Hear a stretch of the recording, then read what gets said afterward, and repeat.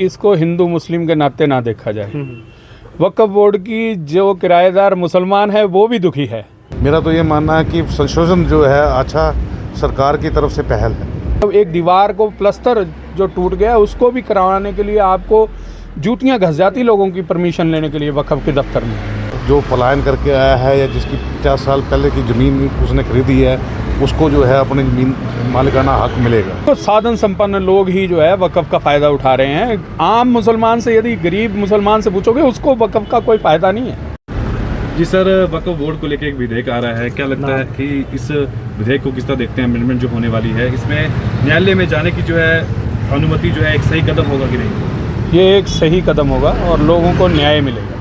क्या कहना चाहेंगे जो वक्फ बोर्ड के ऊपर जो, क्योंकि काफ़ी लंबा समय से ये विवाद चला आ रहा है, हिंदू मुस्लिम के बीच विवाद चला आ रहा है और अब जो है कहीं ना कहीं इसके ऊपर एक पहल जो है की जा रही है और वक्फ बोर्ड के ऊपर जो है अमेंडमेंट करने की बात कही जा रही है, किस तरह देखते हैं? जो देखिए, इसको हिंदू मुस्लिम के नाते ना देखा जाए। वक्फ बोर्ड की जो किराएदार मुसलमान है वो भी दुखी है, जो वो भी एक दीवार में कील नहीं लगा पाता और वो भी दुखी है। इसको हिंदू मुसलमान से ना देखा जाए। ये एक न्याय की बात हो रही है, न्याय मिलेगा उसके ऊपर बात हो रही है। जो वक्फ बोर्ड का किराएदार मुसलमान भी है उससे भी यदि आप पूछोगे तो वो भी इतना दुखी होता है इनके व्यवहार से और इनके ऑफिस में चक्कर काटने से।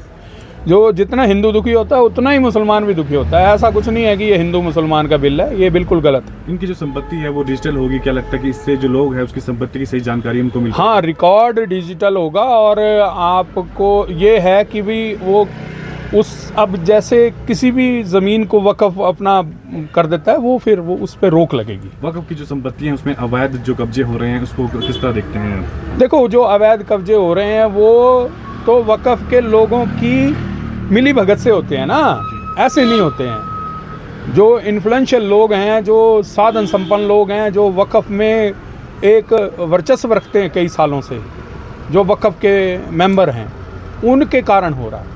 जी, इससे पारदर्शिता आएगी, क्या लगता है कि आम जनता को बेनिफिट मिलेगा? बिल्कुल आम जनता को बेनिफिट मिलेगा, इसमें कोई दो राय नहीं। कहीं ना कहीं ये बातें भी निकल के आ रही है कि जो वक्फ बोर्ड का जो विधेयक है उस पर जो है केवल जो एक साधन संपन्न जो लोग हैं केवल वो उसका फ़ायदा उठा रहे हैं और कहीं ना जो नीचे तबके के लोग हैं उन्हें उस पर कहीं फ़ायदा नहीं हो रहा है, लेकिन कहीं मुश्किलें उन्हें देखने मिल रही है। देखो, साधन संपन्न लोग ही जो है वक्फ का फ़ायदा उठा रहे हैं। आम मुसलमान से, यदि गरीब मुसलमान से पूछोगे उसको वक्फ का कोई फ़ायदा नहीं है। यदि आप आम मुसलमान से पूछोगे तो उसको कोई फ़ायदा नहीं है। इनने बड़े बड़े लोगों ने ही वक्फ की संपत्तियां जो हैं प्राइम लोकेशन पर काबू करके रखी हैं। तो कह सकते हैं कि इस विधेयक का स्वागत करते हैं? बिल्कुल, हम इस विधेयक का स्वागत करते हैं। पारदर्शिता आएगी और एक देश एक कानून के दायरे में आएगा और इसका फ़ायदा कहीं ना कहीं हिंदू मुसलमान चाहे कोई भी किसी वर्ग का जो लोग इसमें मुसलमान को भी उतना ही बेनिफिट होगा जितना हिंदू को होगा। सबको, जो वक्फ का किराएदार है उसको सबको बेनिफिट होगा। एक कील तक ठोकने के लिए कितनी लोग दुखी होते हैं और कितना लोगों को संघर्ष करना पड़ता है, कितनी अवैध रूप से उनको पैसा देना पड़ता है, कितनी चाटुकारिता करनी पड़ती है, कितने ही किस्म का लोगों को काम करना पड़ता है। एक दीवार को प्लस्तर जो टूट गया उसको भी करवाने के लिए आपको जूतियां घस जाती लोगों की परमिशन लेने के लिए वक्फ के दफ्तर में।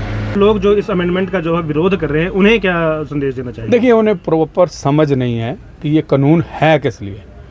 हमारा सिर्फ उनको ये है कि वो इस बात को समझें कि भाई मुसलमान भी वक्फ से उतना ही दुखी है जितना हिंदू दुखी है। सर, क्या नाम है आपका? मेरा नाम दीपक जोड़ा है, मैं धर्मशाला कोतवाली बाजार का निवासी हूँ। सर, अगर बात करें वक्फ बोर्ड की तो एक अमेंडमेंट होने वाली है, संशोधन होने वाला है, इसको किस तरह देखते हैं कि क्या ये प्रभावी है?